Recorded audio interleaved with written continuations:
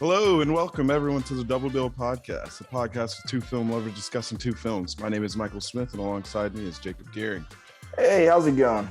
And today we are back. This is a little quick turnaround from the last episode to now, which, we kind of just decided let's just roll with it. Let's watch 4 movies this week. And today we're going to be discussing Martin Scorsese's Taxi Driver and David Fincher's Zodiac is our double feature today. These are 2 amazing films that I think I speak for myself, but I think that I also speak for Jacob in saying that we've probably seen both of these movies countless times. Probably I've seen Taxi Driver more than Zodiac, but that's just because Taxi Driver's legendary. Am I right? Absolutely. Yeah, I think Taxi Driver, I've already watched like 3 times within the span of 4 months. I think I've seen it a total of like 7 times. Zodiac, I've seen about like 4 times over the span of 2 years. Yeah. It's one of those, like, it's an annual watch for me. I love watching Zodiac, mainly like in the summertime.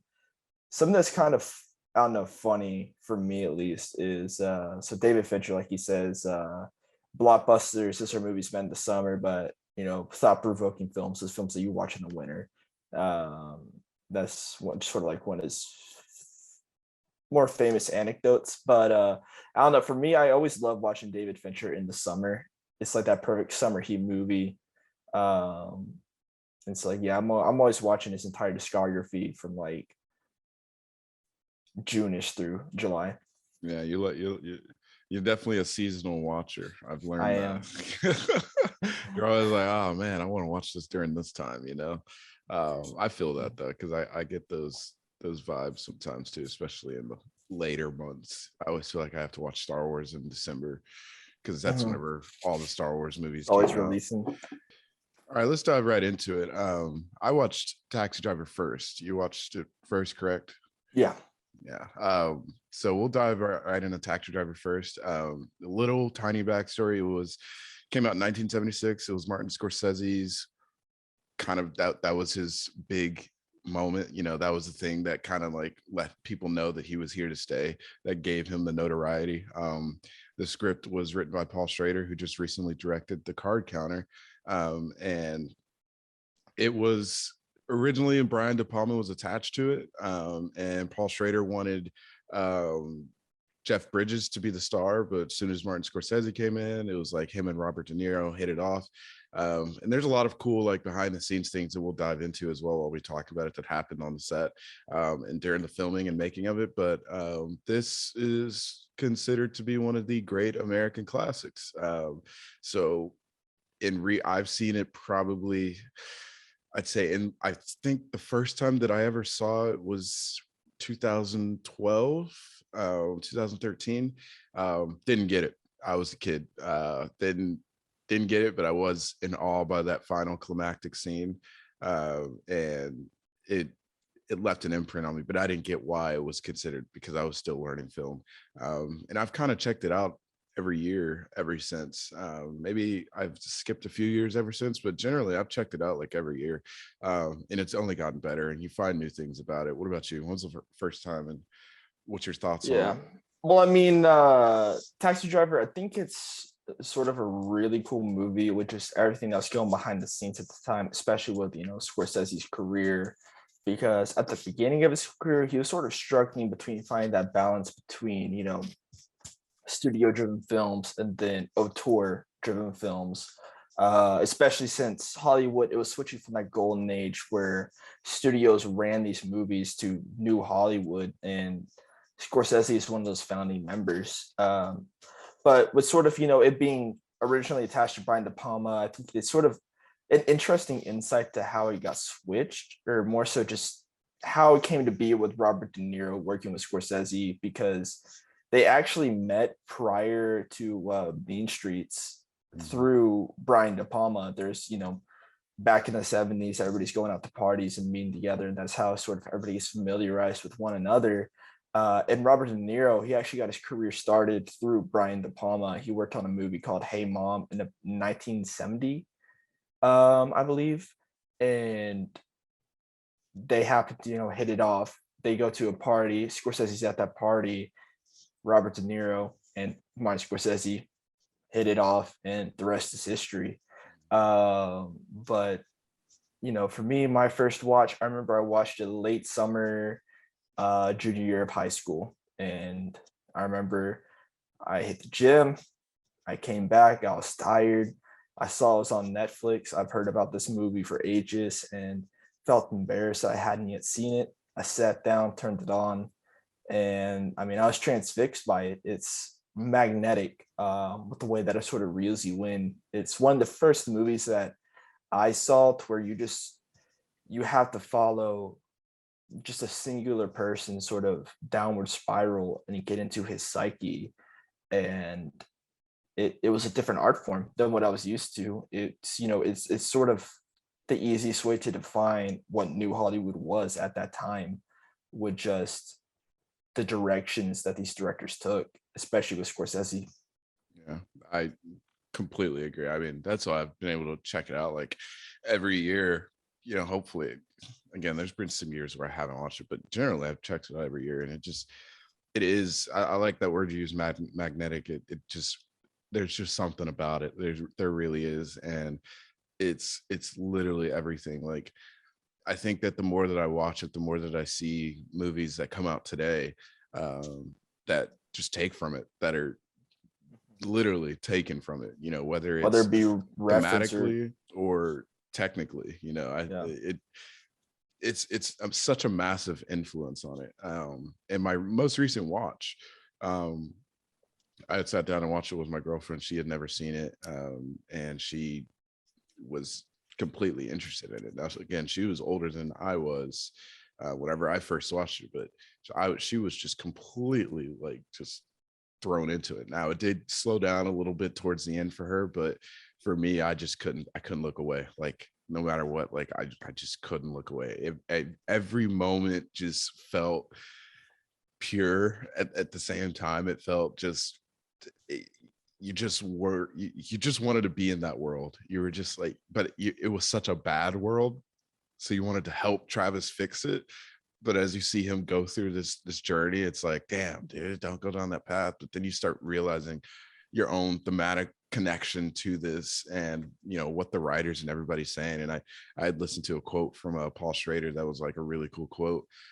He had said, the girl he can't get is the one he wants, and the girl he can get is the one he doesn't want, and that creates even more isolation for him. And it's just like, damn, it's the truth. I mean, the one girl, which is a 12-year-old prostitute, is the one that he could have, but he doesn't want it, nor should he. But the one he wants, Sybil Shepherd, who plays Betsy, he can't get her because he's just unattached to this world and to this city and to people, and he just can't fit in her world. She doesn't get it, he doesn't get it, and it's sad. There's just so much relatability to that. A really interesting takeaway that I sort of connected with through Travis's just journey from the start of this movie to the end is sort of his outlook on Betsy. The way that he boasts her on this pedestal of saying, like, the most famous quote about her from this film is him saying, whenever he's writing down in his journal, they cannot touch her. And I think that is sort of, I always love the way he says it. They cannot touch her. It really ingrains it in your memory, man. The way that he does this is genius. But it's, I think it's sort of this metaphor for innocence and, what we sort of want the world to be. As we go throughout this film, we see Travis's desires sort of sway, especially after his rejection from Betsy after taking him to the porno theater. And whenever he meets up with her again at the very end of the film, he's driving around in his taxi. I think it's sort of a realization for him that, as dirty as the streets are in New York City, he's a part of that filth. And she never was. She will never understand what it means to live in the deepest, darkest pits in New York City. And by him forming that relationship with her, it's to drag her down into the streets as well. I think that we sort of see this twisted sense of heroism come from Travis Bickle that we've never really seen before. There's sort of a different nuance as we move forward that Scorsese brings with his films. Paul Schrader and him, I mean, they did a stand-up job with just creating this character that was real and he was unique. Yeah. Um, Yeah, I think that that ending with him and Betsy in the car, kind of like it's so weird because it speaks to, I think it just another one of the themes that I've read about and that I kind of like connected with was the glorification of violence. She doesn't want anything to do with him after taking her to a porn video. Like, doesn't give him another chance or anything. He's just a piece of shit to her. She doesn't even know who the real him is. He pretty much glorifies her and puts her on a pedestal the entire time, but she drops him for taking her to a porn video. But he goes and kills people to save this girl, and it's like he kills these people violently, and the whole city loves him. They pay attention to him, and she pays attention, tries to get back with him. Well, allegedly, will speak with him again. And it's just, it's so sad that he had to go and kill people to be noticed and clean the streets as a vigilante by killing people. It's so terrible because that's kind of like just speaks to who we are in this world as well. It's like what brings people together, war. It's so sad, but it's the truth, you know. especially with you know, America coming very freshly off of the Vietnam War, and Scorsese, he dives into that with this film. I think that there's sort of this anti-patriotic underlying theme throughout the film, because you take this, you know, this man who's just coming fresh back from war, and his entire worldview is changed. He doesn't see, you know, the good in the world. He only sees the evil and he sees the filth. And it's, you know, a lot of that, it stems from the subtext of what he saw and what he had to do in the Vietnam War. He's always on edge. He can't sleep at night. It's, you know, unrealized PTSD that sends him on this downward spiral. And I think that that's a genius because it plays into sort of Charles Palantine throughout the film. We see people who want to, you know, connect through politics and try to make a change through democracy, but we see what democracy has caused for Travis, and it's caused what is exactly happening within the streets. It's just people want to keep their hands clean, and it has this effect. Yeah, I like how the movie also plays on fate. You know, I think within the narration from Travis, he kind of switches up how he speaks on things the whole time. It's like why he chooses to go and kill Palantine is because he feels like that's his fate, that's his destiny. That's what he's meant to do. He's God's lonely child, and whenever he gets taken away from him, he can't kill him. He goes and chooses his own fate, and it's no longer in God's hands; it's in his hands to go and kill the gangsters, go and kill the pimps. And it's kind of I really enjoy that kind of play on fate, hearing him talk about it through, like he switches it up the whole way through, and that narration is, I'm not the biggest fan of narration genuinely, but I think that that's one of the movies where it works to its advantage because it's kind of, I even though not in actuality, I kind of look at it as the unreliable narrator, you know, because he's kind of just speaking and he's changing up how he looks at things, and it's kind of interesting, you know, to hear his mindsets change through the narration, you know. Oh yeah, no, I mean the narration, I mean Scorsese, I think that he's able to take it to a new level than, you know, people normally will with narration, because he's able to make it into, you know, his own character. He's always spoken as, he's always loved reading books as a child. It's, you know, literature, it's had a you know, profound effect on him. And he's always wondered, you know, why can't you bring literature to film? And that's exactly what he does with all of his films. And you know, you see that through each and every tidbit of just what Travis says through this narration. It's all, it comes through the subtext, and it gives new layers to this character that we wouldn't really get if we didn't have that narration. I think that the difference between good narration and bad narration is is the narration necessary to tell the story. Yeah, it's an amazing thing. Let's talk a little bit about some of the other actors going on in this film. I think you have Sybil Shepherd as Betsy, Jodie Foster as Iris, Harvey Keitel as Sport, James Brooks as Tom. No, Albert Brooks, not James Brooks, as Tom.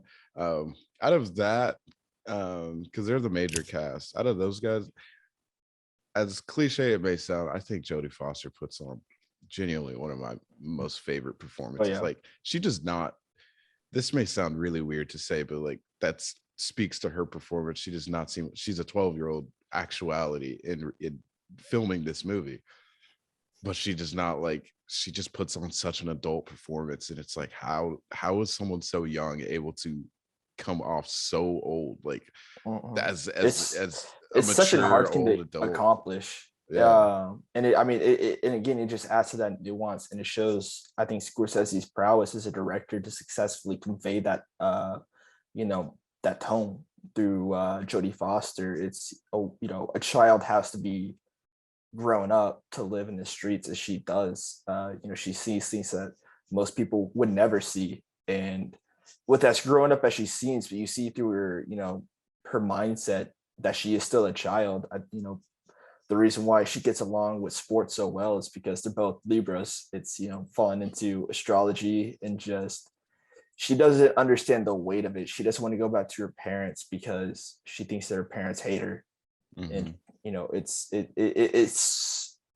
hard to pull off that nuance. It's hard for a director and a writer to be as restrained and insightful to find that balance, to treat this child like an adult, but to remember that she still is a kid. And I think that a lot of that, it does come from sort of their chemistry, because Jodie Foster, prior to Taxi Driver, she worked with Scorsese on Alice Doesn't Live Here Anymore, which was sort of like Scorsese's first full-fledged attempt at a romance, following just a diner waitress. But one thing that I really liked about this is it sort of sets the standard for Scorsese's career, which is, he has a familiar cast and crew. I mean, Harvey Keitel, he was with him through the first third of his career, from Who's That Knocking at My Door, Alice Doesn't Live Here Anymore, and then the last major one was Taxi Driver, and then they sort of have the brevity within their career. He first meets Paul Schrader through this film, and the rest is history with Raging Bull, Last Temptation of Christ, Robert De Niro as well. And I mean, I think that it's really cool to see everything with just what's going on behind the scenes is sort of taking root through this singular film. Yeah. Who put on your favorite performance for this movie? Who put on my favorite performance? Okay, honestly, I'd say right now, either Jodie Foster or De Niro. I think that Sybil Shepherd, I don't think that her performance gets talked about enough, but she is beautiful. But also, one actor who I think doesn't get talked about enough is Albert Brooks' performance. I think that I was reading the script as I was watching the film. I was sort of trying to figure out, I was trying to figure out where Scorsese uses improv in this film, because it's kind of obvious after you watch it a certain amount of times. You can see where actors are sort of just riffing off of one another. And one of the standout characters was Albert Brooks. Like the whole, whenever we first meet him and he has the "We Are the People" buns that he's rejecting, and he has this entire bit that he does, that's all improv. Whenever he talks about the stool pigeons, that's that's taking a piece of Scorsese and he's having Albert Brooks emulate it through improv, and it's a really cool anecdote. But I think that this movie, both this and Zodiac, they use sort of a sense of comedy and a sense of humor to bring levity, but also add nuance to the situation, to what's going on.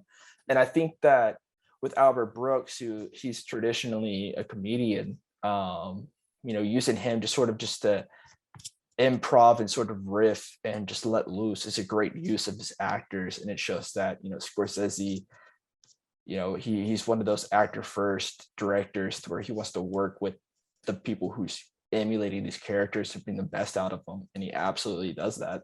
Yeah, I had read that Paul Schrader said that Albert Brooks put on his favorite performance because Paul Schrader said Tom was the one character he didn't quite understand himself whenever he wrote it.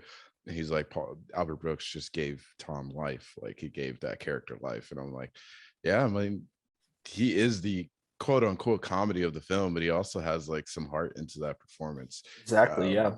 So yeah, I do like his performance. I do think his is one of the better in the film. I think Harvey Keitel puts on. I read that all the pimps were all.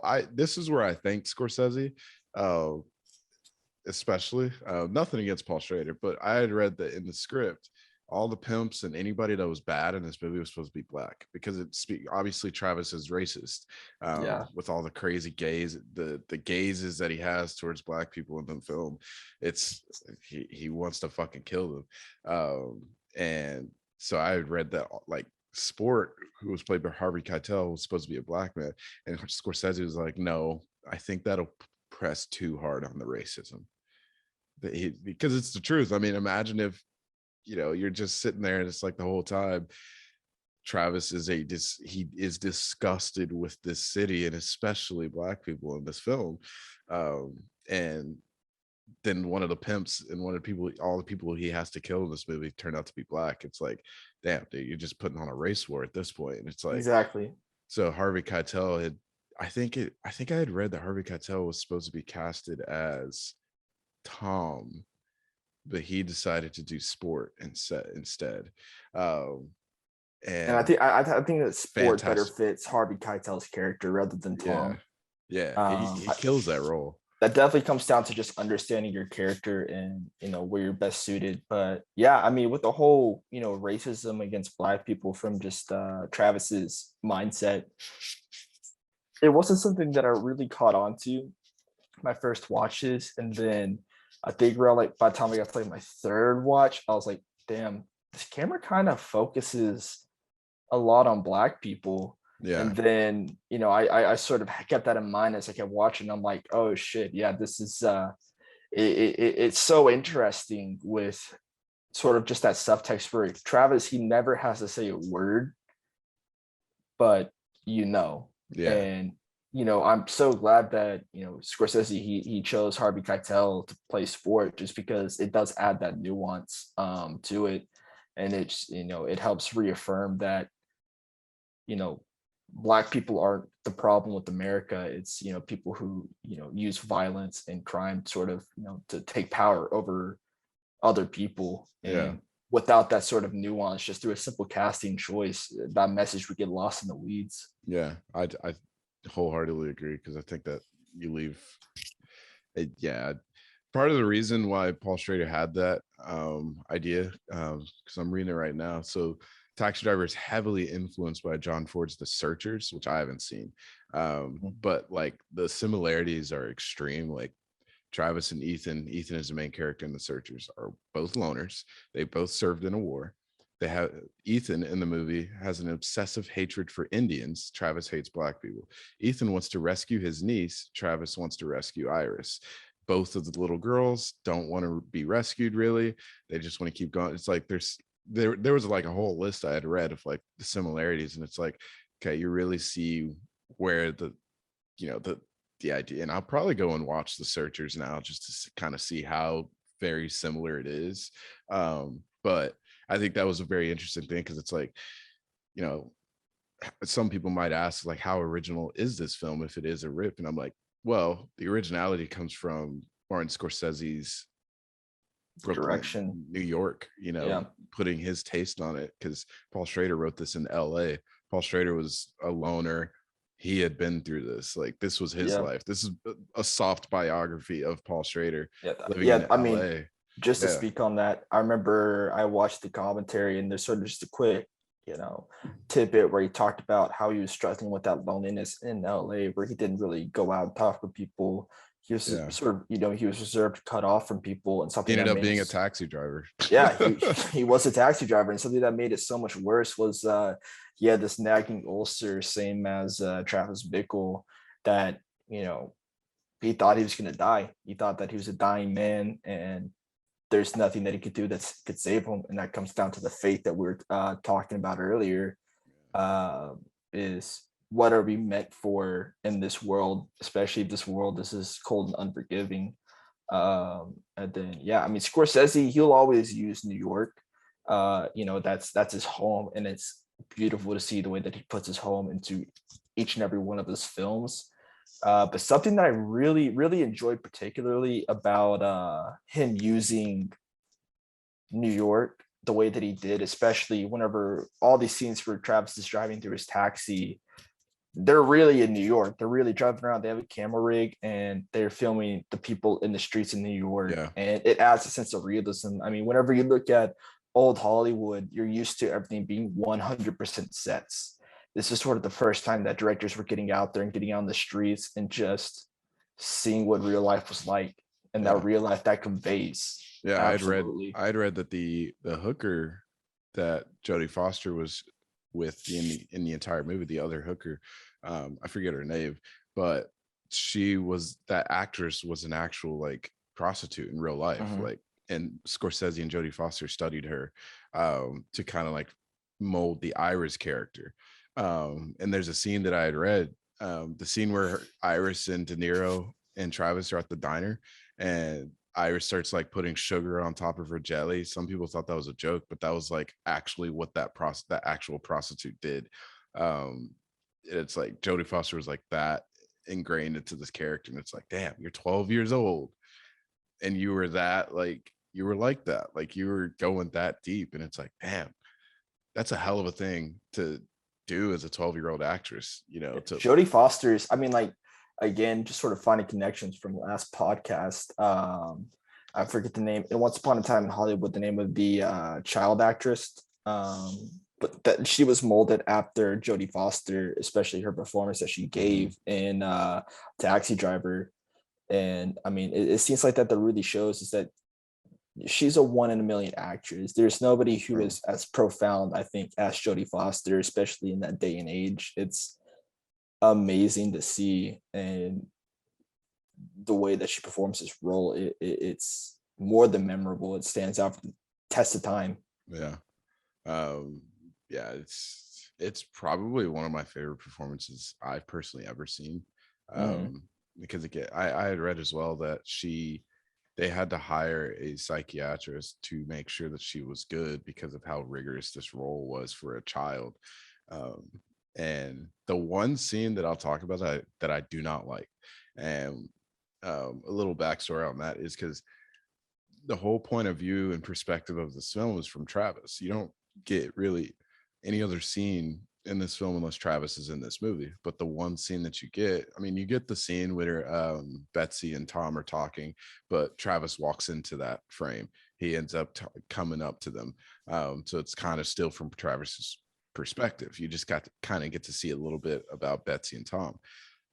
So most of the movie is Travis, and then you get one scene with Harvey Keitel and Jodie Foster that just, I don't know. I'm not going to question the master that is Scorsese, but also it's like, that's just the one scene that just doesn't click for me. And I don't really like the sympathetic feel for the pimp, and seeing him try to get Jodie Foster to love him and stick with him, because that's what the pimps have to do. It's like they have to make sure that their girls are good. I don't know. I could feel like that scene is unnecessary in the end, and personally, but I won't question the master. That's just the one scene that I did not like. I mean, to me, it feels like if you want to stick with Travis's psyche and sort of his point of view, is you can sort of see it as this twisted fantasy that Travis has about what's probably going on behind the scenes between Sport and Jodie Foster. And I think that it's sort of haunting to see the way that they manipulate Jodie Foster's character Iris throughout this film is it's exploitative. It feels gross after you watch it, and it makes him all the more despicable. Yeah. And I also think it adds a moment of brevity before the climax. It gives you a moment to sort of breathe and slow down before we see all the action and the violence that ensues. Because right after this, it's Travis is going out to kill Charles Palantine, and then eventually Sport. Yeah. And just for people, if you do go watch it, or if you have seen it and you don't know, that is not Jodie Foster kissing and dancing with Harvey Keitel as a 12-year-old. That is Jodie Foster's sister, who is 19. Just so you guys are aware. I've been confused by that my entire life. I'm like, damn, they really like went for it. And then I read about it because I was like, okay, I just need to know now. I'm like, okay, it is a body double. Like, I just always thought, I'm like, yo, this movie is wild. There's no way regulations would allow for that. I mean, it was a different time, but no. We'll go ahead and do some closing thoughts on this one. Just jump into Zodiac as well. Again, my opinion on this film is, if you don't like it, give it as many chances as you can to figure out why people love it, why it's considered amazing. I think that, again, it's a true great American classic that has great acting, great directing, great sets, great cinematography, great editing. One of the best scores of all time. That is a haunting and beautiful score, no matter what. I don't care what anyone says. You can attest. You fucking fall asleep to it. Your ass will fucking write to it. You'll do whatever. It doesn't matter. That score is top notch. Sadly, Bernard Herrmann died before the movie ever came out. Sadly, but something that I had read was that Steven Spielberg came up to Bernard Herrmann and was like, I love your music. Your music is amazing. And then Bernard Herrmann was like, oh yeah, then why the fuck do you use John Williams all the time? And it's like that's something really funny that I thought was cool. The MPAA, dude, Scorsese, that is a mythological legend apparently, because the final battle, have you ever noticed why the colors are muted in the climax? It's for the MPAA. It's for the MPAA because they were like, this is too much and we're gonna fucking rate this like NC-17 or whatever it was called back then. Dude, apparently the legend is Scorsese was trying to redo this and he stood outside of like Columbia Pictures with a gun in his hand. Either the rumors are either he was gonna kill himself, kill the producers, or kill everyone at MPAA. I'm telling you, dude, look that shit up. That shit is crazy. Scorsese's a badass. You look at him now, you see a teddy bear, but this dude, he grew up on the streets and he was about it, bro. Bro, his life is crazy, man. Like, dude, fucking Scorsese is. That's why I love him so much. Like, there's a reason why he's my favorite director. Is his art. You can't fucking touch it. He's uncompromising, and it's amazing. Yeah, no, I mean, I remember I didn't know about that part, but I know that, with the color and sort of like you throughout the entire film, you see this balance between red, yellow, and green. Yeah. And it's all for like, Travis always uses stoplights. I think it's sort of like this cool undertone. And for it to be fully enveloped in this yellow, Scorsese says that, that wasn't his true vision. And people are hoping that whenever there's a 4K release of the film, that there'll be those altered color corrections to counteract it, especially because America don't give a fuck nowadays. Yeah. About that type of violence. That violence is nothing. Nothing. Real quick, I got a funny story about that. So whenever I was watching one time, it was like February-ish of 2020. I was watching Taxi Driver up at the theater that we used to work at, had it on the projector. And I didn't know that the cleaning crew was supposed to come in. And so as I'm watching this, I just hear a loud ass fucking bang, like right as this part's about to come on. And then I just see like 3 or 4 dudes walk into the theater that I'm watching this movie in. I nearly shit myself, man. Yeah.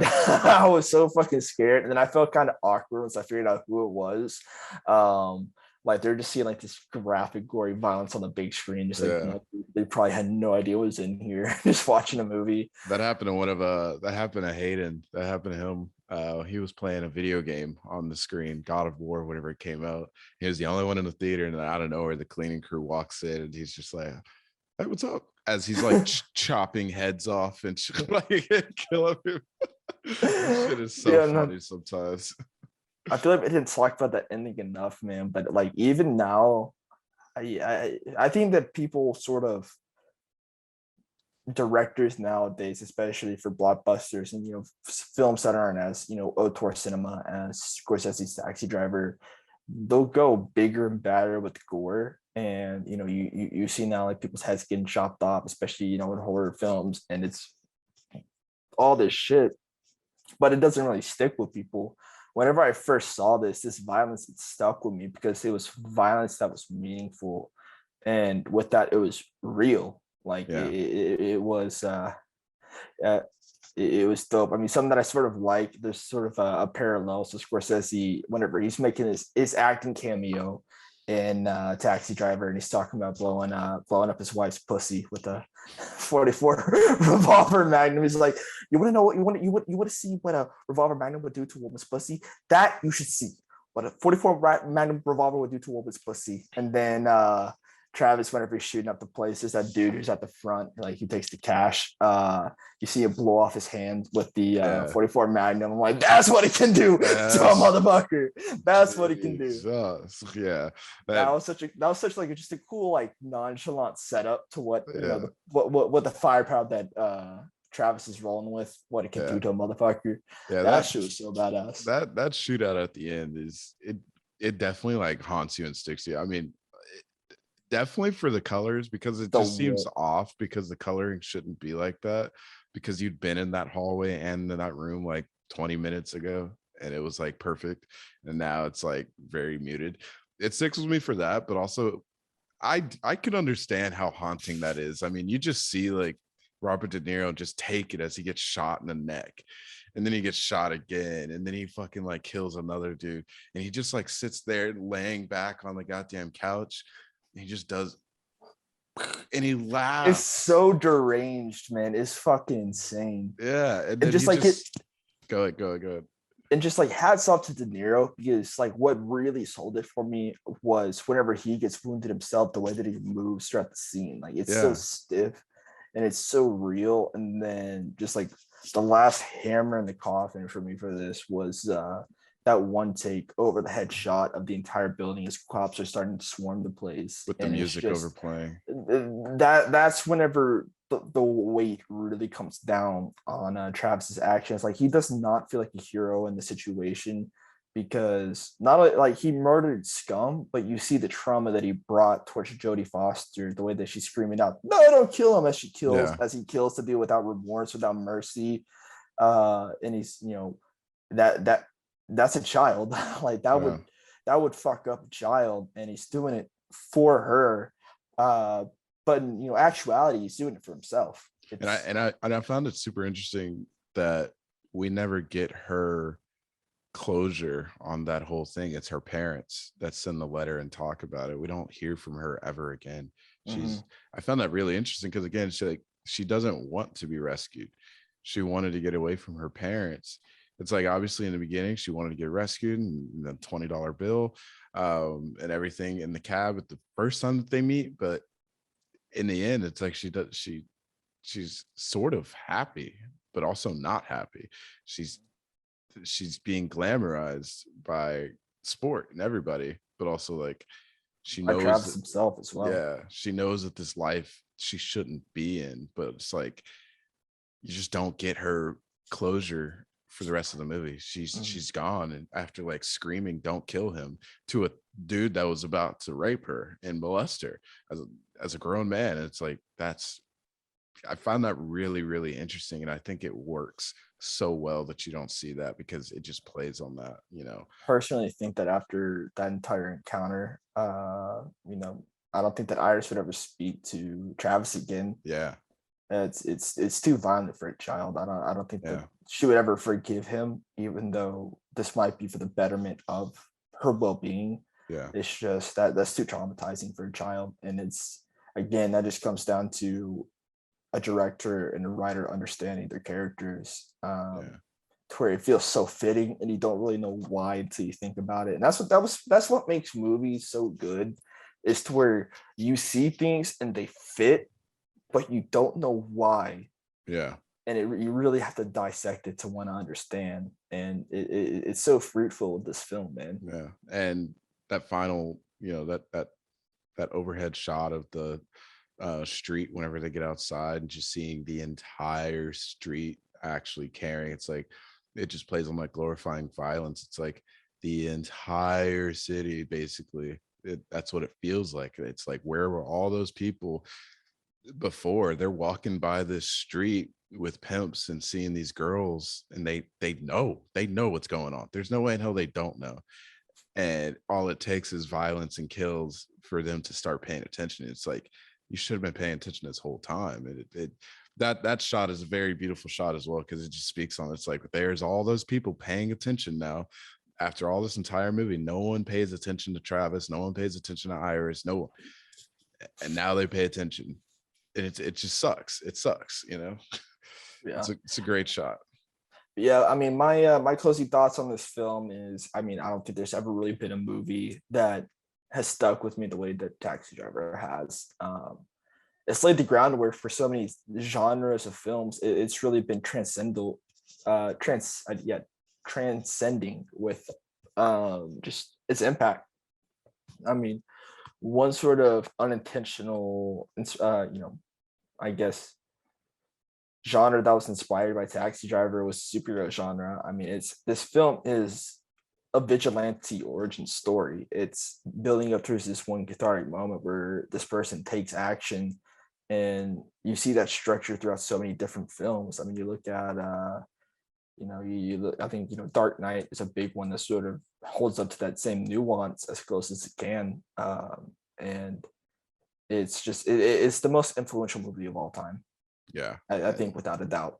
And I think based on the trailers, I can definitely see where Batman is getting the Taxi Driver vibes from. A little bit of a switch up now. Well, I think last time we talked about both directors. Where does this movie rank for them? I think Scorsese has too many movies right now. And we'll definitely have a Scorsese episode down the line. I mean, We just need to rewatch them and get them going. But the other two directors, PTA and Tarantino, they have 9 movies. That's simple. The next director, David Fincher with Zodiac, he's in the same boat a little bit. But this is a guy that I think that David Fincher speaks the most in terms of our generation's filmmaking, because he transitioned from film to digital, and he is kind of leading the way for fuck a movie theater. I put my shit on streaming. I don't care. He doesn't. He's kind of that new wave guy. Like, he still has like old school style tendencies in directing, especially with the massive amount of takes that he does, hundreds of takes. But he's in that new wave of digital streaming, and he doesn't care. Like, he's not like the other directors that'll fight for film, fight for theater distribution and all that. So it's kind of interesting. Zodiac. Let's dive into this. I'm excited to talk about Zodiac, man. I mean, we go through the obsession with violence to now the obsession with serial killers. Yeah. Both movies are very obsessive with their themes, and it takes a bystander outlook. Yeah. So one sort of, again, I keep going back to it because I keep seeing just sort of accidental just parallels. So KHJ Radio, that's the main radio station in Once Upon a Time in Hollywood, and that also makes an appearance in Zodiac at the very beginning, whenever that young couple first get murdered. Yeah. Which that may do my Rick Dalton moment, where it's like, snapping at the TV, getting up. Charles Manson, his name makes an appearance in Zodiac. Oh yeah. So there's talking about them hippies. Yeah, accidental parallels between all the movies. This one definitely. Zodiac, I don't think this one needs too much introduction as Taxi Driver. If you don't know what the Zodiac killer was, go look it up. He had never really been caught, never really knew exactly who he was. This movie kind of touches on it, but then they don't really, you don't really get a conclusion or anything. But I Well, think, the Zodiac killer got confirmed way back in yeah, when was it, like Octoberish? yeah, but again, 40, 50 years later, Dude, it took him a um, long time, man. long time. But this film, I think, again, this is kind of like Once Upon a Time in Hollywood, accidental parallels. This one is kind of like that in the sense of, if you're watching this film for them to catch the Zodiac or for the investigation part of it, the plot of it all, I think you may be disappointed. I think that this movie kind of like shines bright through the characters and seeing their obsessive nature. Like, you go through three different characters, um, kind of fall their rise and fall trying to catch this killer. You get Robert De Niro, you get Mark Ruffalo, and you get Jake Gyllenhaal. All of them, they get three different sections of the movie in which they all have their rise and fall of obsessiveness trying to catch this guy. Whenever they find out that they're wrong, they fall, and they fall hard. And it's kind of One sad. one underlying rise and fall, if we're talking in characters, I think is sort of the justice system. Yeah, One sort of just there's a sense of irony whenever Mark Ruffalo and his partner, they're sort of they're talking with different people who are specialized in handwriting and fingerprints, and as they're sort of finding suspects and closing in on Arthur Lee, I forget his last name, Arthur Lee Adams. Arthur Lee Adams. It's they say that it's impossible for Arthur Lee Adams to be the serial killer because the handwriting doesn't line up, even though he's ambidextrous, even though there's sort of all this background information of who he is and what people have said about him and testimonials that would lead all evidence to point that it is him. But we fail to catch a person because it's sort of this old-fashioned sense of guilty versus non-guilty, and it adds a layer of nuance because it shows how hard it is to accurately pinpoint without reasonable doubt who is guilty and who isn't. Yeah, I think one of the best things that David Fincher does personally, I don't know many directors that do this well. He finds a way to put a subconscious connection between the audience and their main characters every time he makes a film, every single time.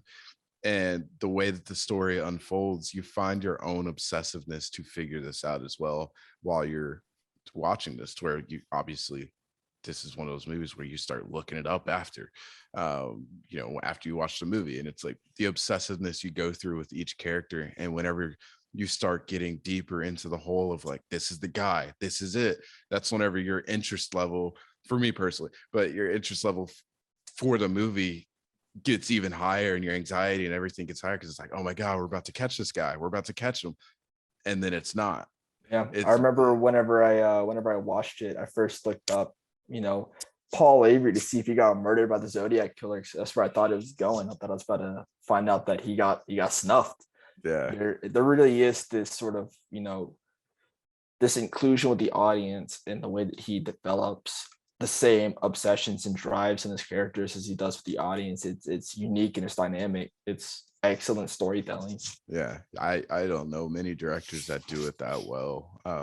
And it's for all of his movies, but specifically Zodiac kind of nails it out of the park. And I didn't realize that until like I watched it about a year and a half ago. I've seen the movies 7 times, I think. The first time I watched it, wasn't a huge fan, again, because you're kind of sitting there in the plot, and then the more you watch it, the more you realize what the director's trying to accomplish, because again, the Zodiac killer was never caught during these times. It's about these characters' obsessiveness, because this is a fictional biopic essentially. It kind of tells this fictional story, but also a story that happened, a story that is real. Obviously, the book Yeah. was real. Robert Graysmith is real. All these guys are real, but it's told in a fictional way that kind of keeps you guessing and keeps you going. Even if you know the full story, even if you've read the book, you keep rolling with it because you're just like, you're obsessed with these characters. I think that's the main and central theme of is obsessiveness over this, man. And it's hard to find a catharsis in a serial killer story whenever the killer is never revealed, and that just shows how intuitive Fincher is with this film. Is he finds that catharsis. He knows that the story shouldn't be about the Zodiac killer. It's about the people trying to catch him, the people who became obsessed. I think that Jake Gyllenhaal's character, he's the most interesting for me with sort of his rise and fall, because I think that it starts it starts from a morbid curiosity, but also from I think he wanted to protect his own child. He wanted to get this man caught and off the streets, so that he wouldn't have to worry about either him or his son being next, especially whenever the Zodiac killer starts making threats about him picking off the kiddies on the school bus. And it really shows how morbid, how you want to be able to protect the people around you, but no one feels safe. But it still twists, and it grows into something different and something less virtuous whenever he wants to do it because people listen to him. And it's an interesting game.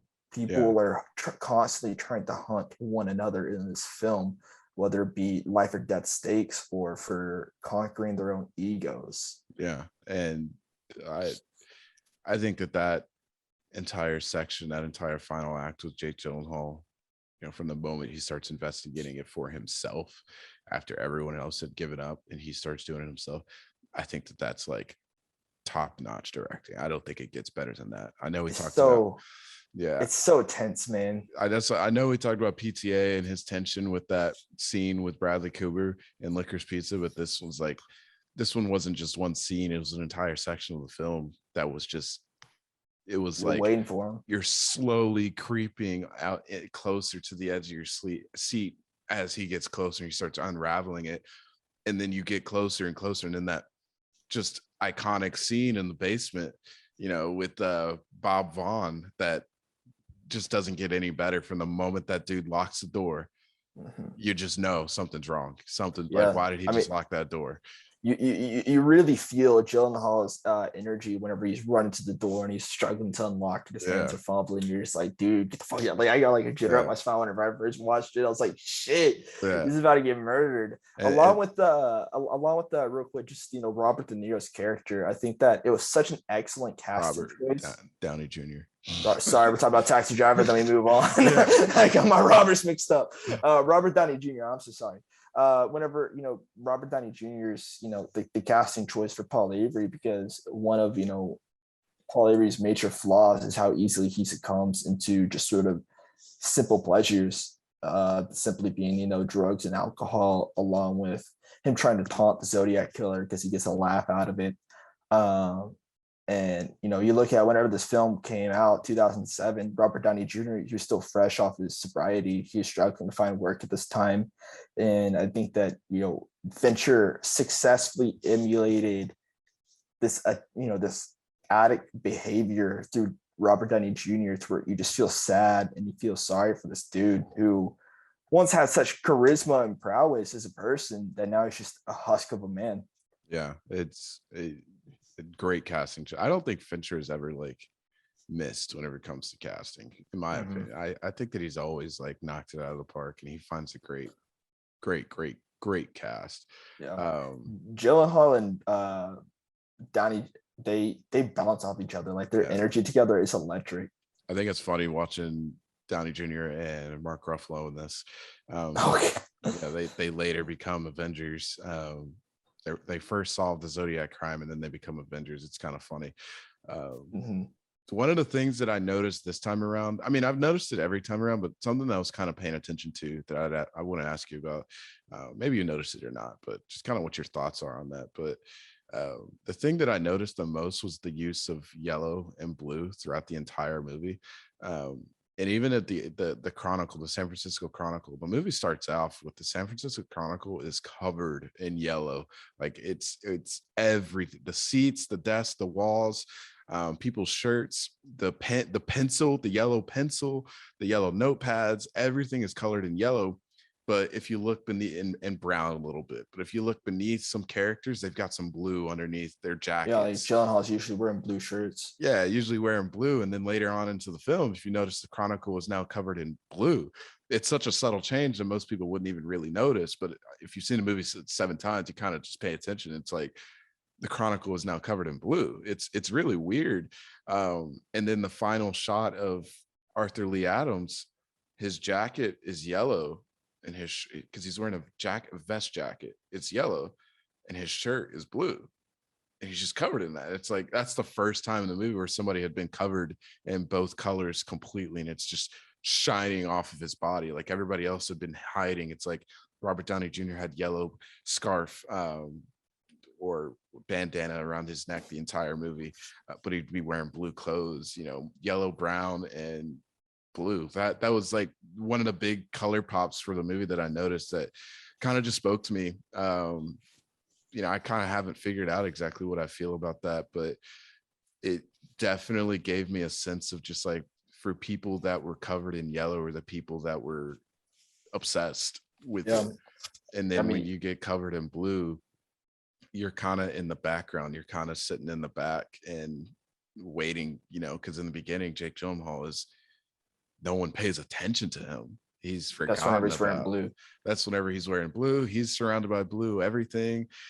And then whenever he comes forward, it's like his yellow starts to pop. Yeah, I think that, with Fincher's, cinematography, he loves yellows. He loves yellows and he loves greens. Yeah. And so, it's a sense of familiarity, but I think that it shows exposure and excitement towards, the Zodiac lifestyle. And, the way that he portrays it is, I think it helps hammer home, the world sort of being enveloped by this one man and his actions, and then eventually moving on like they do with everything else. Yeah. And leaving it behind. But as much as Arthur Lee Allen, in this film, because the Fincher in this film, that he's painted Arthur Lee Allen as the Zodiac killer, that whoever it is, no matter how much they may want to move on with their life, that will always be who they are. You can never get rid of that yellow. It's like, your hands are stained with blood for the rest of your life. Yeah. It really is beautiful.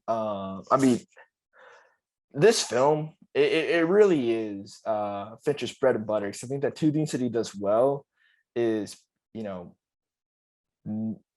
sort of creating, environments, especially with the 1970s LA, and serial killers. I think that he does period pieces and serial killers very well, with trying to create this environment, and it feels electric. You're constantly seeing public opinion on the Zodiac killer through newspaper articles, through interviews, or people being taken in for questioning, and there's this excitement, and it speaks true to today, because you look at people's obsession with Ted Bundy, with the Zodiac killer. What's that one show on Netflix that our friends love, that's about the Zodiac, that's about a serial killer? You. Yeah, you look at You. People listen to criminal podcasts all the time about serial killers. There's sort of this mystery behind what makes a person want to take another's life. Yeah. And Fincher loves exploring that mindset. I think that he does it better than anybody else. Yeah. I personally think that, I don't know if it's a hot take or anything because it's a show, but I think Mindhunter is the best thing he's ever done personally. Although I love The Social Network and I love Zodiac, I love Gone Girl, I think Mindhunter is personally the best thing he has ever done. And it's one of those shows where he gets to get inside of a mind, which is what he's always wanted to do. And he gets to get inside of the audience's mind. That show plays on our emotions as well as we're watching it. So that's why I'm like, Zodiac and Mindhunter are just very similar. And I've come around to loving Zodiac because I've seen Mindhunter, and it shaped some of my opinions on Zodiac and what he's trying to do with it. Yeah, this show definitely, or this film, it definitely laid the groundwork for, what Mindhunter was going to accomplish. I mean, like my favorite scene in this film is whenever we first meet Arthur Lee Allen and Mark Ruffalo and all the other cops. They're coming in to question him, and you see all this, compelling evidence against him. And you're just, the whole purpose of the scene is not only to sort of expose how guilty Arthur Lee Allen looks through just subtextual insert shots. It's the power of cinematography and directing, but it first allows us, to get into the mind of a killer. If we're going to look at this as Arthur Lee Allen is the serial killer, it makes it such an intriguing scene to watch. Yeah, with how he handles himself. It really is like he really plays on everyone's emotion. Like there's so many suspects in this film, and then you end up coming back to other suspects. It's like you got Rick Marshall, you got Bob Vaughn, you got Arthur Lee Allen, and the Zodiac could be two people. The Zodiac could be one person, it could be two people. You don't know. And just the way it's played out, it allows you as the audience to just be with them. It's like you are investigating this story with the characters. And I think that's such an amazing thing. Every time I watch them, like, okay, I'm going to try to catch it this time. Like, even though I know the outcome of the story, I'm like, okay, I'm going to look for the clues to see what he says. If David Fincher is making a choice, if he is making a choice on who this killer is, I'm going to find it this time. You still can't find it because he doesn't make a choice, because it could be Bob Vaughn, because Bob Vaughn has the closest handwriting to the Zodiac, but also the guy who, Philip Baker Hall, who plays the character that looks at the handwriting, he's unreliable. He got fired and he's a drunk, and he fell apart because he was obsessed as well. And so you just don't know. And then Rick Marshall was apparently someone's favorite suspect. And then Mark Ruffalo's character, his favorite suspect was Arthur Lee. It's so much, and it really is. It's the more you watch it, the more you just realize it is not about the investigation anymore. It's about people. It's about people's obsessive nature to find the truth, to find out how far will you go to find the truth. Paul Avery fell into alcoholism. What's it called? Mark Ruffalo's character, he ends up getting accused of pretty much trying to fake the Zodiac letters, and he gets fired.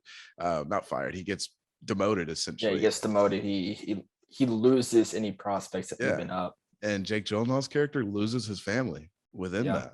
And I thought something really interesting at the end, because I haven't looked into Robert Graysmith, but something I found interesting at the end, whenever they're doing the text, here's what's really going on in the future at the end of the movie, once the final shot closed, is it said Robert Graysmith lives happily with his kids.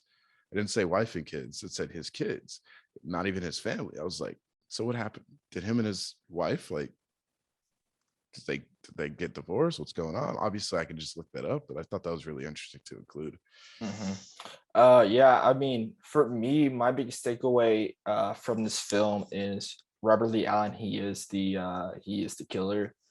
And I think, like, the biggest thing, other than he's the last person that we focus on before the film ends, is how Fincher, he lays out the groundwork for Gyllenhaal discovering Arthur Lee Allen, as the killer. Whenever he's talking with his wife in an argument after he's pretty much lost his wife and her love, and he's saying, I just want to be able to get into a room with them. I just want to be able to stand in the room with this killer, look him in the eyes, and I know. And then before the film fades to black, and we have the kid who first got murdered. He's all grown up now, and he identifies as Robert Lee Allen. Jake Gyllenhaal, Robert Graysmith, he walks into the shop that Robert Lee Allen's working at, looks him in the eye. They just exchange this look where they know, and then he leaves. It's something like it's something that's beautiful to where you don't need to express through dialogue to tell a story. It's just, it comes down to acting, cinematography, and editing. That actor that plays Arthur Lee Adams, that actor that plays in that look that him and Jake Gyllenhaal have, it's like Jake Gyllenhaal looks at him with the "I found you, I know it's you." Arthur Lee Adams kind of has this look that's like, I don't care what you think, I don't care at all, I'm not going to tell you the truth or anything. Because like you said earlier, it's like, if I am the Zodiac, why would I tell you anyway? He's not a good dude. But we don't know if that's the truth, but he looks at him as just like a game. It's like, okay, man, fine. Like, if you think it's me, cool. I'm not going to tell you if it is or not. I'm going to keep living my life. And that look, I don't know. That look just says a lot, because it's like he doesn't admit to guilt, but at the same time, that look looks like he admits to the guilt. And it's so weird. It's like that's such an effective. I don't. I've seen that actor in different things over the years, but that's one of the best things that he's done. It's just that look, that gaze that he gives, because it's not an admission of guilt, but also he's just like, I'm gonna cool, man. It tells everything that you need to know about these characters. Yeah. Yeah, man. I mean, sort of, one again underlying tone that I liked about this film, that I love so much actually, is just the way that Fincher expresses time passing. And Yeah. we see this through the I don't know the name of the tower, but I know it's one of San Francisco's most famous buildings. We see the construction of it as Marvin Gaye's Inner City Blues plays over the background. Yeah. But then also the recurring theme of birthdays. Mark Ruffalo is constantly saying to his partner, happy birthday. We see how just the years are going by and they still haven't caught this fucking dude. Yeah. At first, I never liked that, because it was just like, damn, I feel like we're missing so much information in between. But now I get it, because it shows how much time passes and how they're much not getting information. Yeah, how much time passes, how much no one knows what the fuck's going on, and how much these three guys are obsessed with it. But also everyone else around is obsessed. The time keeps on going by, but they're obsessed, and it eats them alive until the end. It's so amazing. Yeah. I think, I get to closing thoughts on this one. Now is, I think every time I watch this film, it only gets better for me. And I think that's such an amazing power for this film. It gets better every time. There's new information. It's a long movie. Don't get me wrong. I think it's 2 hours and 41 minutes, 2 hours and 46 minutes. I can't remember. Yeah. It's a long movie. Don't get me wrong. But it has this power in it that's like, oh my God, you find something new every goddamn time. There's too much information in this film to learn from, to study, to look at, to get a feeling from, or whatever. It just has this power with it that I just love. I can revisit this film anytime. I could watch it tonight once over again and I'd still be interested. There's so much to it. It really is. Yeah, my closing thoughts on it is it's electric. This is my favorite David Fincher film. Whenever I first watched it, I was instantly obsessed. I mean, like it's beautiful. It's magnetic, just as Taxi Driver is. It's really, it's so hard to be able to be as invested as you are with these characters as you can be with any other movie, and it just comes down to Fincher's prowess as a director. Whenever I watched this, I wanted to know so fucking bad who the Zodiac killer was, and the fact that it was never found, it pissed me off probably just as much as it pissed off Robert Graysmith and Paul Avery and Mark Ruffalo. It's fucking it's a stellar film. I'd bet all the money in the world that every time someone watches this film, they look it up. And it's like, what the Zodiac is, but you always look it up, but you're not really looking up the Zodiac. You're looking up Robert Graysmith. You're looking up Paul Avery. You're looking up, God, I don't think we've said Mark Ruffalo's character's name once. We haven't. I can't remember his character's name, but Dave Toshi. Yeah, okay. You want to find out everything about them. So yeah, I think it's a really powerful film. How these two connect, again, like I said at the beginning, there's not too many parallels between these two films, Taxi Driver and Zodiac. It does come down to inspiration for the Batman, in preparation for that film. So what I will talk about though is kind of just, I think that the only parallel that I can find between the two is obsessive.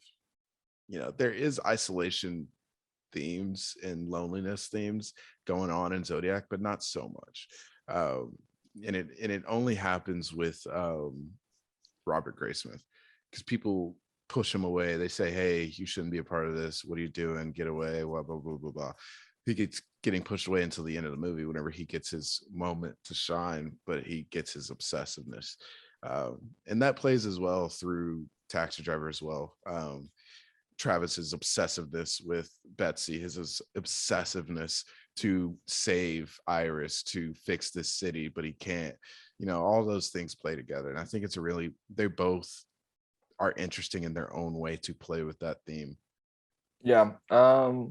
I mean, this is a double feature for me, to where it's very politely connected. Like you said, it's obsession, but also I think it's sort of the different types of insights that we get towards this obsession and why people are obsessed. Travis Bickle, he's obsessed for a cause, to do something to make change. And these characters, through Jake Gyllenhaal, Robert Downey Jr., and Mark Ruffalo, their obsession is it's towards these Travis Bickle-esque characters, these people who have fallen so deep down into this rabbit hole of nihilism and the exploitation of violence, that it helps form a fully rounded opinion on what violence is and what it means to be evil in a world that is unfeeling. It went together a lot better than I thought it would. It's just you really got to sit down and think about why did I like watching these two films together. I think we both could probably agree that Taxi Driver is, I wouldn't say better, I think better is subjective and everything. I think that we like Taxi Driver more than Zodiac.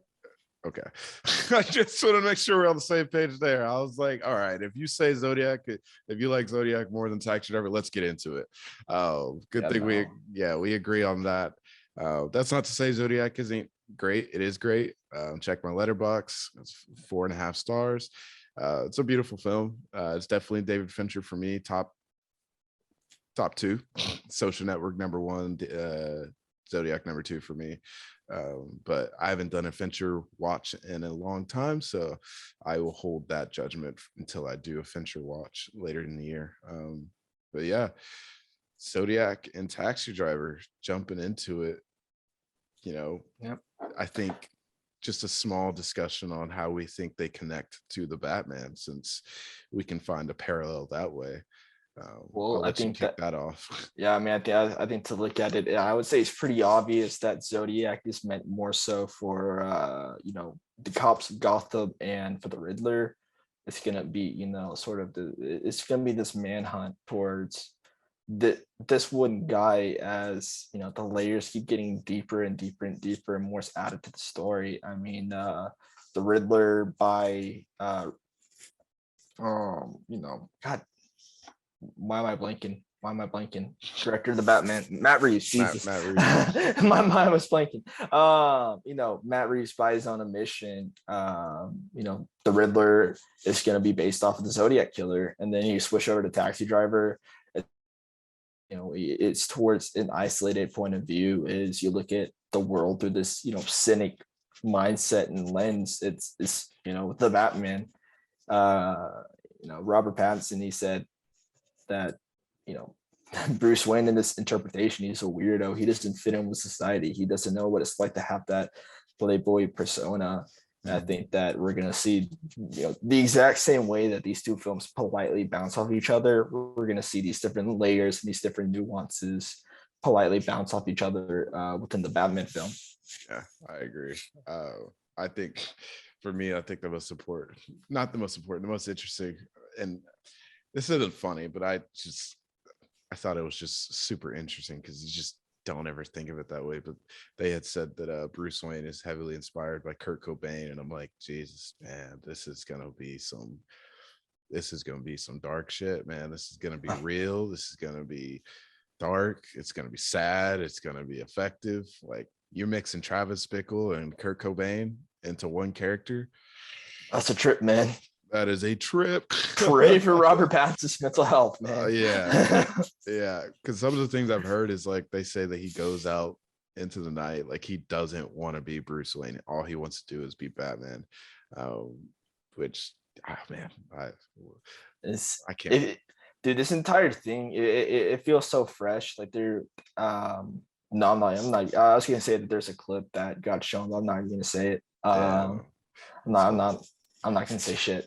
Yeah, man, dude, this thing's a trip. I honestly, people keep talking about it and they're already comparing it to The Dark Knight, which I get. It's hard not to, but I think that they're making the wrong comparisons. Like this film, it's not going to be an action movie at heart. It's not going to be that typical blockbuster that you see. It's more grounded in the levels of it's supposed to be more cerebral. For the moviegoer. It's a full-on detective story. That's why I like Chinatown and French Connection next week. I'm so excited to watch this. I like time cannot go by quickly enough. It's February 17th. We got 11 more days until we get the early access screening for the Batman. I am shitting bricks right now, man. Like I am so excited. Yeah. Let's just switch gears as we coming into the latter half of this show. A little bit of relevant news that came out yesterday. Usually do this at the beginning, but we didn't have much. But Paramount had their little meeting and they announced a few things that I thought were cool. I'm going to list these off and see which one sounds interesting to you. Sonic the Hedgehog. There's going to be another movie that's already confirmed, with the second one coming out this year. A third one was just... We're saying we're getting the Sonic trilogy. Yeah, we're getting the Sonic trilogy, but also we're getting a Sonic TV show based off of that's focusing on Knuckles, I believe. I'm interested. I love Sonic. Transformers. You guys don't know me. I love Transformers. I grew up with that shit. It's apparently going to be a trilogy. If this one does well, I texted my friend and I was like, "Yo, we are about to sell out every goddamn theater if people don't go see this, to make sure that they get a third fucking movie. I don't care. I'll go millions of dollars in debt to make sure they get this goddamn trilogy, man." I'm excited. Have they announced who's set to direct it yet? Well, the first one is coming out next year. They already started filming it. It's your boy Stephen Caple Jr., who did Creed 2. He's directing it with the main actor from In the Heights. He's the main star. I can't remember the rest of the cast, but obviously Peter Cullen is returning as Optimus Prime. So I'm excited. Yeah, I think they go in the same direction that they did with Bumblebee. It'll be pleasantly it'll be a lot more lighter, a fun watch. Yeah. I mean, I'll miss Michael Bay, man. Yeah, I know he's not the best storyteller, man, but like what he did for that film, it's like the CGI still holds up today, and that shit was done in the first one was 2007, right? 2007, 2008. Yeah, 2007 was the first Transformers. And it holds up to this day. It's hard to do that. You know me, I'm looking at the poster on my wall right now. Like, I mean, it's not here, it's in front of me, but I'm excited for that. They announced TMNT, Seth Rogen TMNT. Fucking okay, I'm excited. A Quiet Place is apparently having a spinoff, and the third A Quiet Place is coming out in 2025. Okay, John Krasinski about to make the same movie a third time. They really were. I mean, I don't hate the Quiet Place movies, but that second one was literally the same thing. It was the same movie. I still loved it, man. Like it was the same movie, but there's sort of a different nuance to it, which I enjoyed. But I enjoy it because John Krasinski's like, he's a family man. That's Jim Halpert making good movies. Like, that's fine with me. He's having fun. He's doing a movie with his wife. What's not to love? But that third one is coming out in 2025. If I'm not mistaken, it's 2022, and the last one came out in 2021. A 4-year gap. Who's gonna care? Oh, people will care. People will care. I know people love horror films, but I know one person that won't care. He lives with me. But bro. I don't know who's gonna care.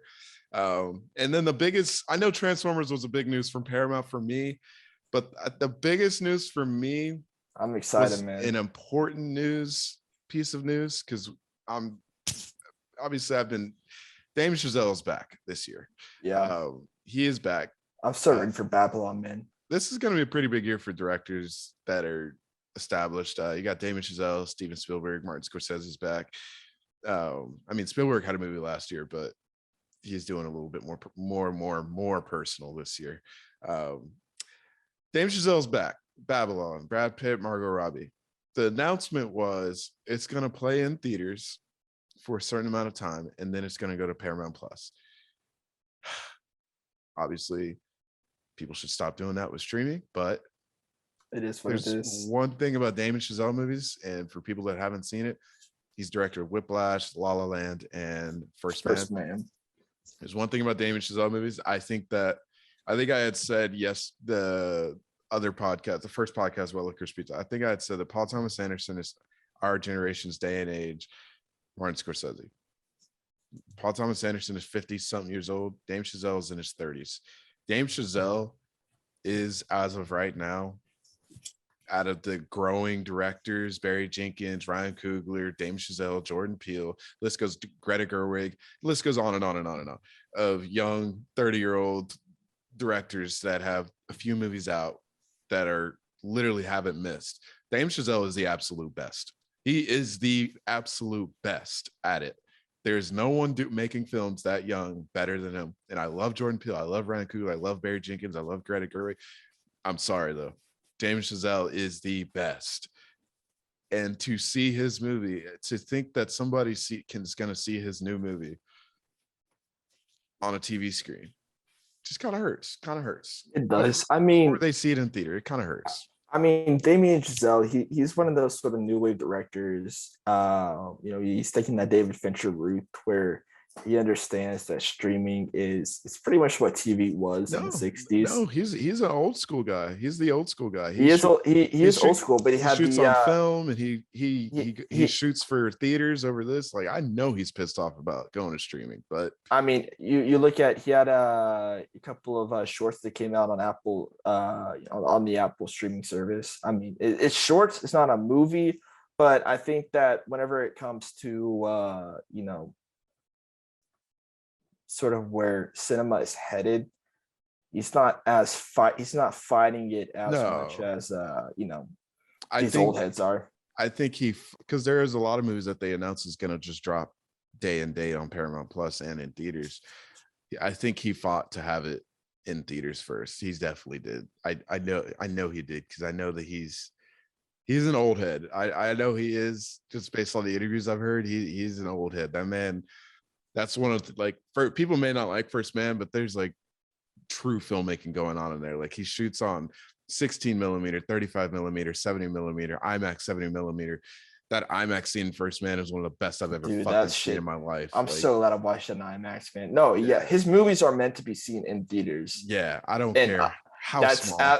And I know that he absolutely I don't think that he would ever drop a film strictly on streaming. Yeah. I think that just whenever it comes to studios, there's only so much fighting that you can do. I'm glad that he's at least getting it in theaters first. And it's frustrating that this is where things are headed. And, COVID sort of just set it all in place and really put in high gear. I just, there's a certain love of being able to sit down in a room full of strangers and just being able to be a part of an event for 2 hours together. It's something that I think it brings the best out of in all of us, because it shows how much we are all the same. And whenever we're all sitting down and everybody laughs and everybody cries and everybody, screams together, it's beautiful. Yeah. It takes away from that isolation that, we see, I guess, just the direction of the future. I mean, we got the metaverse coming out where we don't even have to leave our house to go to work. It's a new day and age, man. I think somebody, I had listened to a podcast, somebody said it best, is like, movie theaters can't go away, but they will be less and less in terms of putting out movies like Pulp Fiction, how much of a success that was. You'll see more event type films such as Marvel, DC, Transformers, yada yada. You'll see more stuff like that. But somebody had said, they were like, movie theaters are the one place where everyone can come together. I don't assume you've been watching anything different in the past week, but I will say I watched Gus Van Sant's Last Days, which is kind of a outlook into Kurt Cobain's final days, and who he was. It's loosely based, but also it's kind of on point. And I watched it because I was, Matt Reeves had mentioned that movie for the Batman, and who his Bruce Wayne was inspired by, obviously Kurt Cobain. And I'm like, I'm watching this movie and I'm just like, I see it. I'm like, he's a recluse. He, sits in the shadows. He avoids contact. He avoids being who the public perception of who he should be is. And it eats him alive that people expect him to be one thing, but he just wants to live his life.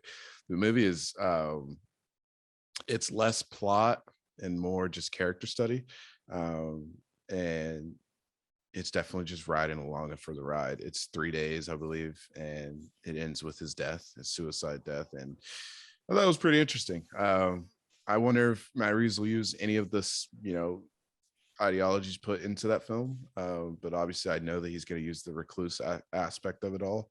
So it was interesting. I wouldn't say I liked it that much. I got bored at some moments, but it was really interesting. It definitely got me to look up Kurt Cobain and everything again. I read his note, his suicide note, very sad, very emotional. I looked into it, but yeah, it was an interesting film. I checked. It's on HBO Max, by the way. Mm-hmm. I mean, the only thing that I watched other than these two movies was Mean Streets. I always sort of like watching Mean Streets whenever I'm watching Taxi Driver, because it still puts me in that mindset of just sort of like being in the city, and just seeing how people are. I mean, like something that I didn't really get to talk about it. The Taxi Driver. I just want to say one thing, sort of about Scorsese's directing style. Is I think that he's a very observant director. He's sort of like, him as a person. He always looks at the people around him, and he tries to come up with stories and put things together. And you see that with his directing style, with how it sort of feels like it's a documentary. His lens, it documents not only the main characters, but the people who are living in the same world as Travis Bickle, and he puts emotion through that lens, and it's something that's so interesting, and it makes I think it adds to why Taxi Driver is so captivating.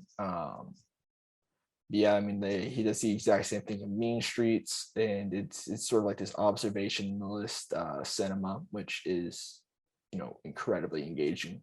Yeah, I agree. And with that, this has been a fun episode.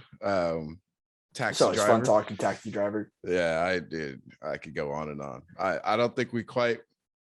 I'm looking forward to the day that we can talk about a movie and as much as we were about to be talking about Licorice Pizza the other day.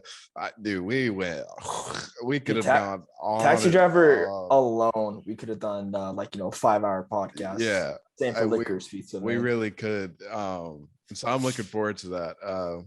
But next week, we will be talking about French Connection and Chinatown, as we mentioned earlier.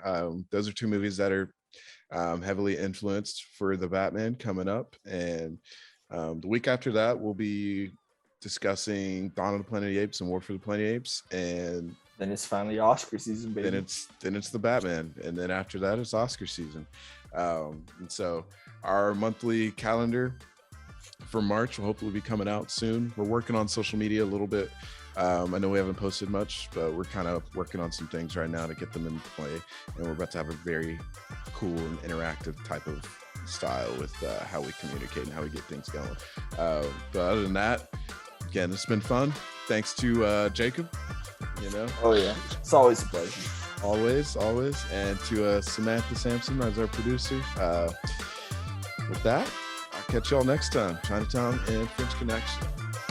All right, see ya.